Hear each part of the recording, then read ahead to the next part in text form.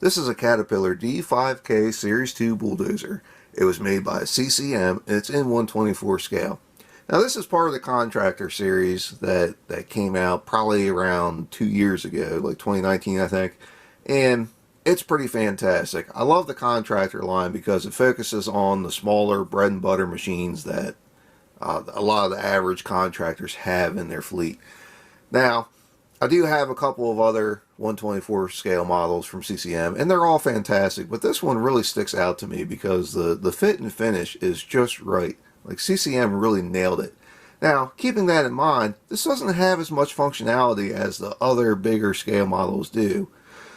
There's really only one engine panel that opens up, and the cab doors open up. That's about it.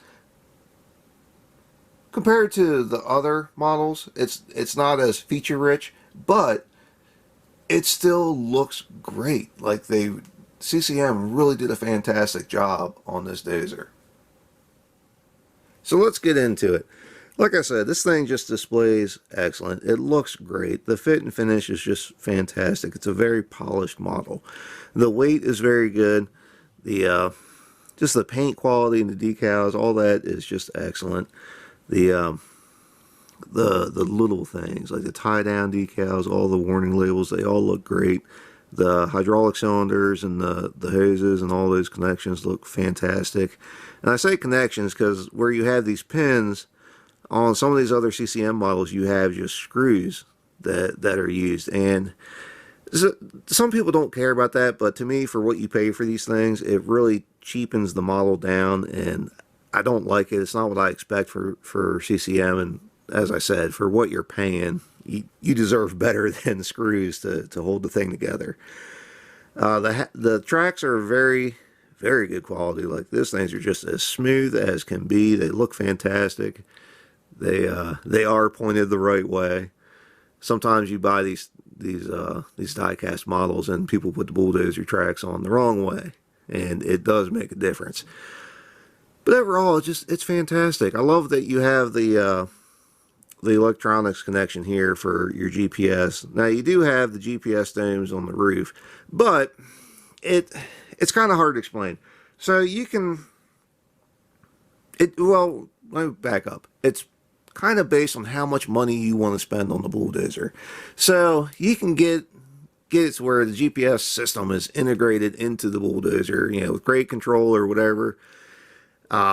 Or you can use whatever system you already have. That's why the blade's already set up for your pedestal pods, and you have the electronics connection already there. So you can retrofit the dozer to what you've already got, or you can use the newest integrated system from Caterpillar. Like I said, it's all in what you want to spend. You come around to the back side here, you got the ripper, and you also have, you know, your fuel cap and all that. And you got all your little warning labels, which again just look fantastic. They're really well done for being such tiny labels. You can kind of get a look inside the cab there, and you see more warning labels on the corner post. The lights are all very good. The ripper looks good. To me, in my area, the Mid-Atlantic region, you would never see a ripper on a dozer this size, just because it's not going to work. You run in where I'm at. You run in from, you could be digging mostly sand today to tomorrow, the next job just being the most horrific rock you've ever seen in your life. And like I said, you just don't see many of these where I'm at because they're just, the bulldozer's not heavy enough, it's not powerful enough, and these little rippers here, just, they're not going to do anything for you. I mean, you might as well throw $20,000 down the toilet if you get a ripper. It's not going to do anything. I understand in a lot of areas they're great and they're fantastic and they can be very helpful, but for me, where I'm at, you never see them. Now this side, nothing opens up over here. I swear it looks like these cab panels should open up, but they don't. I've never seen a picture of these where they are opened up, but they really look like they should open up. Now the cab doors do open, which is cool. They are plastic. A lot of the cab is plastic, but that's pretty okay to me. The vast majority of this thing is die-cast metal. And you can kind of get a good look inside the cab there, and it really does look pretty darn good. CCM just does a really good job with the finer things. They really do. You can see the controls in there. Overall, it's a great model. It really is. So the one panel that does open up is on this side to get to the motor. And it really is pretty nice in there. I mean, everything is in there that should be there. You can see that mesh on the panel on the other side, which is pretty cool. Like I said, everything's in there that should be there. And oh my gosh, look at that. They even have cat filters because God forbid you void your warranty. So anyway, it really is pretty nice. As far as the range of motion, it is pretty good. It does everything that just about what it should be. I don't really want to force it because I don't want to break it. The only thing that does kind of stick out, if you look in this bottom arbor point right here, there's not a whole lot of room. You do have a little bit of tilt, but I think if the paint wasn't quite as thick in here, you'd have a little bit more movement. But it's always pretty hard to get a decent 6-way blade, just because the way that they have to be built in die-cast, it's difficult. So this is a 6-way blade. If you don't understand, it's a 6-way because it moves 6 ways. You have up, down, you have the tilt of the angle left and right, and you can also tilt your blade from side to side. So it gives you 6 axes. You can move it 6 ways. That's all. That's what it means. So anyway, like I said, it's just fantastic. CCM really nailed it. It just looks great. And I'm really happy with it. So D5 is basically the biggest small dozer you can get from Caterpillar. It's a fine grading dozer. Now you can do fine grading with the flat track D6s and the D6Ns. They're great for that, but they are a little bit bigger and a little bit heavier. The D5 is not as big and it's not as heavy, so you can go a lot of places where you can't get a D6, and they're perfect for that.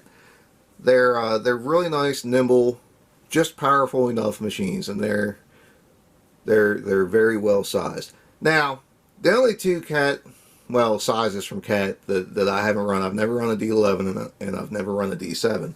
I have run a D5K, but not a Series 2. Now, the memory that sticks out to me for a D5K is at least 5, 6, 7 years ago. I was working nights at the time, and it was like February, so it was like 6 degrees at night. We were on the water and the wind was blowing. It was just awful. It was one of those nights where you wear every piece of clothing you own. And we didn't have any dirt to move. We had just outside maintenance type of things to do. And one guy just decided that, well, he was just going to go and dress up the stockpile in the D5. Okay, yeah, sure, whatever. You're your own man. Whatever.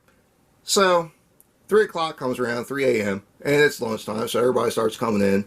And this guy comes in, and he has the nerve to say, oh man, you know, my hands just kept getting really hot, and I had to open up the doors on the bulldozer and run it with the windows open. Did you guys know that there's heaters in the controls of the dozer? He's like, I thought my hands were on fire. Like, oh my God, are you serious? I've never seen 7 grown men throw so much food in my life at this guy. It was ridiculous. Just the nerve. You know, it is 6 degrees outside at best. And you're going to come in here complaining about how warm your hands got in the bulldozer? Come on. It was ridiculous. But, yeah, fun fact. The controls for your blade and your, travel and turning and direction and all that, they have heaters in the plastic. It's ridiculous. I understand. I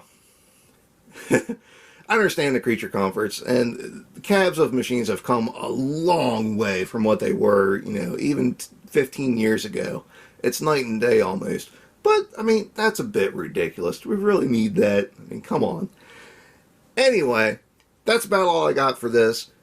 If you have any questions or comments, feel free to ask. I do have the 336 that I'm going to do a video on. I have the D10 with the cold blade that I'm going to do a video on. I got a bunch of fun pictures and videos from running the D10T, so I'll throw them in there too. And anyway, if there's anything you'd like to see, let me know. I might just have it. I got probably at least a dozen more videos to make of things that people have been asking for. So please just be patient. If I tell you I got it, I'll make it. Anyway, if you want to see more of what I got, please subscribe to Maryland Construction Diecast. And thanks for watching.